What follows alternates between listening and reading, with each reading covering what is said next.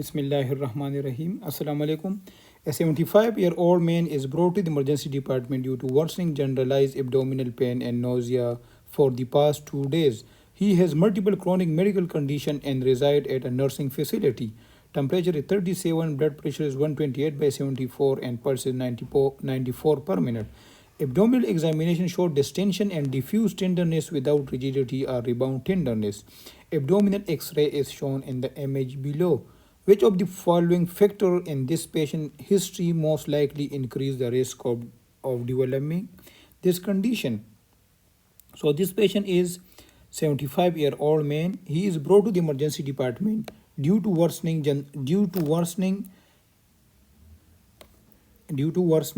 generalized abdominal pain and nausea for the past 2 days. He has multiple chronic medical conditions and resides at a nursing facility. On examination, there is distension and diffuse tenderness without rigidity or rebound tenderness. Based on these hand and the X-ray shown above, the diagnosis of this patient is sigmoid volvulus.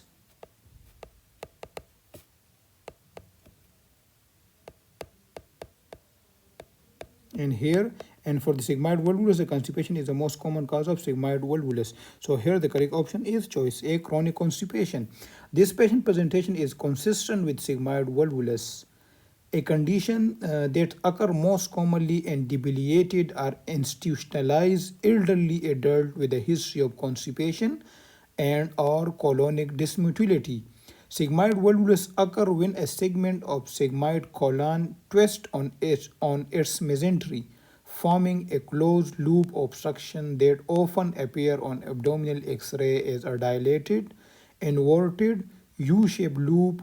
Commonly, that U-shaped loop is called coffee bean sign, and on CT scan there is a viral sign for sigmoid volvulus, as we can see here that this is an inverted U shape, which is a coffee bean shape on X-ray. This is an inverted U shape, coffee bean.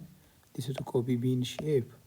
So here the correct option is choice A, chronic constipation. I will show the photo of the that how the coffee bean look like. So as we can see here that this is inverted U shape loop, which is known as coffee bean sign on X-ray, which is typical sign for sigmoid volvulus. Or the CT scan, the sign for the sigmoid volvulus is a target sign or the viral sign. Come to the incorrect one, colonic hypomotility. So patient having colonic hypomotility will cause constipation, and constipation will lead to sigmoid volvulus. Choice C, electrolyte abnormalities. So electrolyte abnormalities, for example, hypokalemia, hyponatremia, hypoglycemia, hypocalcemia, can cause paralytic ileus, which appear on X-ray as generalized uniform distension of the large and small bowel.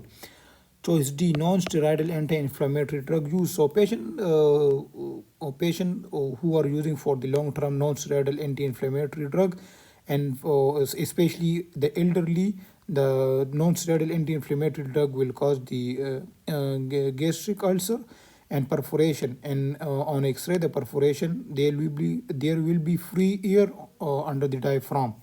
Come to the choice E, recent antibiotic therapy. So patient having recent antibiotic therapy, for example, residing in the hospital, the more chances will be there will be Clostridium difficile colitis, which can lead to toxic megacolon, and X-ray the typically reveal diffuse dilation of the colon within its normal anatomic arrangement. Thank you.